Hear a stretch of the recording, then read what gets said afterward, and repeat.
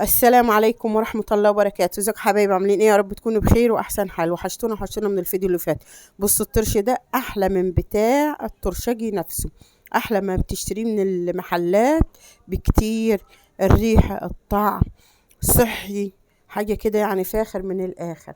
حاجة جميلة جدا جدا والله العظيم، ما شكرانيا في المخللات. لكن والله العظيم جميل جميل جميل جدا جدا زي ما تقولوا قول. الريحة بتاعته وطعمه أحلى من اللي بتجيبين بتاع الترشجي، زي اللي بنجيبه كده بتاع المخلل في رمضان. حاجة كده فاخر من الآخر، جميل جدا جدا. بص يا بنات، أنا جبت حبة اللفت دي، دول 3 كيلو لفت. بس هعمل منهم بطرمان لوحده، لفت خصافي، وهعمل منه 3 بطرمانات مشكلين. بسم الله ما شاء الله. أنا ملحقتش أصور لكم الأربعة، وانا بصور لكم الفيديو ده دلوقتي اللي انا بعمله.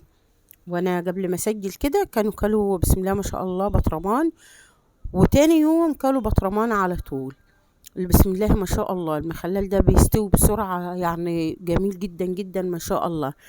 جبت اللفت كده زي ما انتوا كده شفتيه، انا حشت الحاجات الزايدة اللي منه دي كده وغسلته. بعد كده هقطعه بالقطاعة اللي عندي دي، ممكن تقطعيه بالسكينة، ممكن تقطعي بالقطاعة لو عندك، بس بالقطاعة بيبقى شكله عامل زي بتاع المحلات كده بالظبط. انا هقطعه محمل كده شوية، انا هقطعه الخرطة كده كبيرة شوية، مش هقطعه صوابع رفيعة قوي. واقطع برضو فيه صوابع بس مش رفيعة قوي. اللهم صل وسلم وبارك على سيدنا محمد وعلى اهله واصحابه وسلم. بعد ما بغسل اللفت مرة واتنين وتلاتة، بعد كده بقطعه. بعد ما بقطعه بغسله تاني يا بنات. اللهم بارك. بصي يا بنات، بقطعه كده زي ما انتوا كده شايفين بالشكل ده كده. بخلي العرش كده، بقطع العرش، انا ما برميش العرش. العرش بيبقى جميل والله، ما بنخلله بيبقى جميل جدا جدا ما شاء الله. انا بحب العرش يا بنات. مين فيكم بيحب العرش كده زيي؟ او الصاج بتاعه الاخضر، بسم الله ما شاء الله. بس لو وصلنا لحد هنا في الفيديو يا بنات، ما تنسوناش بلايك واشتراك في القناة، تنورونا وتكترونا. اهو بصوا يا بنات، انا حاطه حلة وحاطه فيها مية، بقطع واحط فيها على طول. بصوا بقطع العرش كده او الصاج بتاعه زي ما انتوا كده شايفين، ما برميش حاجة يعني. بيبقى جميل جدا جدا في المخللات. اهم حاجة مش اهم حاجة، بصوا والعرش ده برضو كده انا اقطعه صغير، وبجيب شقه نصين او 4 تنصاص كده، عشان لو جواه طين او اي حاجة تتغسل معانا. اللهم بارك. اهو بصوا اهو كده زي ما انتوا كده ايه شايفين. المشهد اتعاد من تاني. بصوا اهو كده شايفين، اهو العرش بقطعه كده حبة صغيرة، وادي شقة نصين. ممكن تقطعي بالسكينة كده، ممكن تقطعي بالقطاعة. اللهم صل وسلم وبارك على سيدنا محمد وعلى اله واصحابه وسلم. مش مهم كله ده، مش مهم التقطيع، مش مهم كده، المهم في التمليحة بتاعت المخلل يا بنات.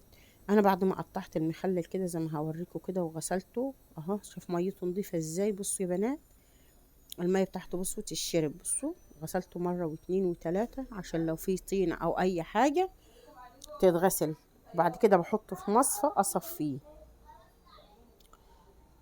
لازم يتصفى من المية كويس خالص يا بنات. وبعد ما احطه في المصفى يتصفى، رشات عليه حبة ملح، وهسيبه من نص ساعة لساعة يتصفى كده والملح تعمل فيه. بعد كده هغسل القرنبيط ده كده، وهكون مقطع الجزر كده بالطريقة دي. انا مرضيش اخوتكم بالقطيع والبتاع كده يعني. واللفت زي ما كده شايفين، بصوا نزل ميته ازاي. لو هتعمليه من بالليل ممكن ترش عليه الملح وتسيبيه للصبح كده بالليل. من بالليل للصبح بالملح كده ينزل كل المية دي. المية دي تلاقي ريحتها كده مش كويسة، وهتلاقي منزل كل الخلاصة اللي مش كويسة فيه من الملح في المية دي.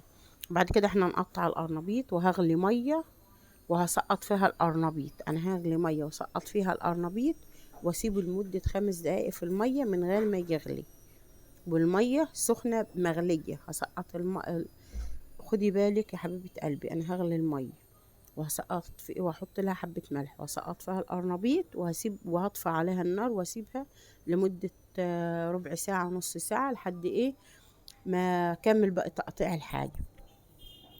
بعد كده يا بنات هقطع القرنبيط بعد ما اسيبه في المية نص ساعة كده، المية المغلية هقطعه. لانك لما بتقطعيه وهو مسلوق او في المية كده دبلان، ما بيفرفطش منك. اما بتقطعيه كده وهو ني بتلاقي كده فرط معاك القرنبيط.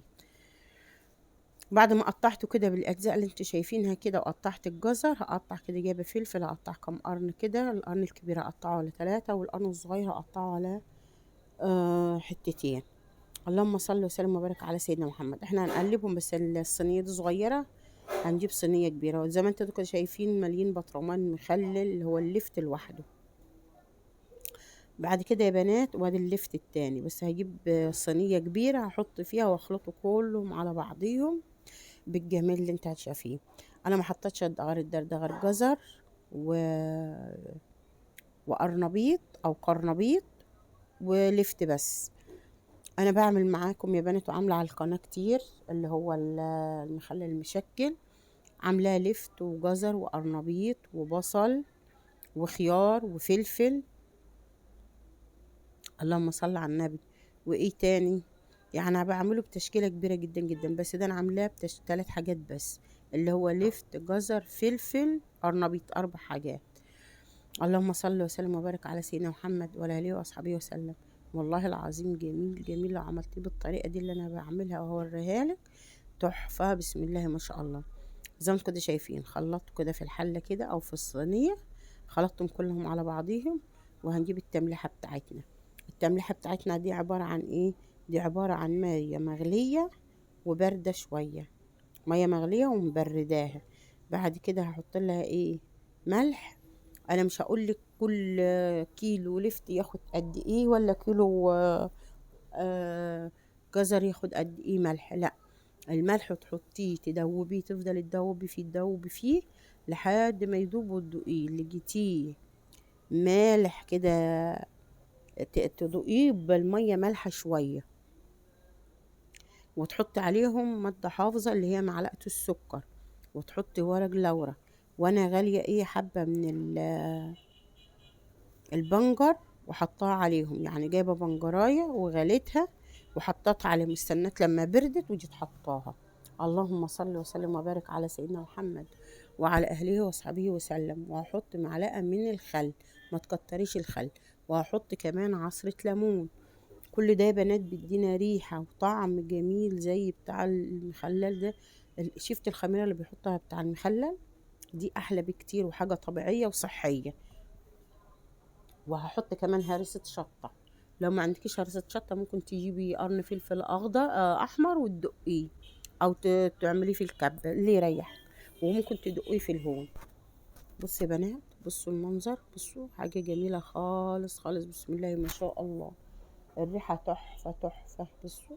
بعد كده هنعبي البطرمانات دي يا بنات. اوعوا تحطي مية من الحنفية، لا، حطي مية مغلية، وحطي معلقة السكر دي مادة حافظة.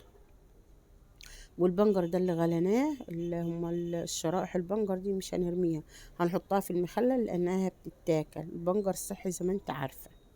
لو وصلنا لحد هنا يا بنات، بالله عليكم ما تنسونا بلايك واشتراك في القناة. يا رب اللي تحط لايك يرزقها بحجة بعمرة رمضان يا رب. يا رب اللي تحط لايك كده فيكم كده وتكتب لنا كومنت حلو ويرزقك بعمرة رمضان ان شاء الله يا رب. بصوا يا بنات المنظر الجميل، بصوا بسم الله ما شاء الله، زي ما انتوا كده شايفين المنظر، بسم الله ما شاء الله. بصوا حاجة كده زي العسل. بصوا يا بنات، افضلكم البطرمان. بصوا شايفين المنظر، بصوا والله زي ما تكوني جايبان بتاع الترشي، واحلى بكتير قوي قوي قوي. كفايه الطعم والريحه، وكفايه ان هو صحي، انت عاملاه في البيت وعارفه ايه المكونات بتاعته. حاجه كده زي العسل، ومش هيغرمك حاجه. والسلام عليكم ورحمه الله وبركاته.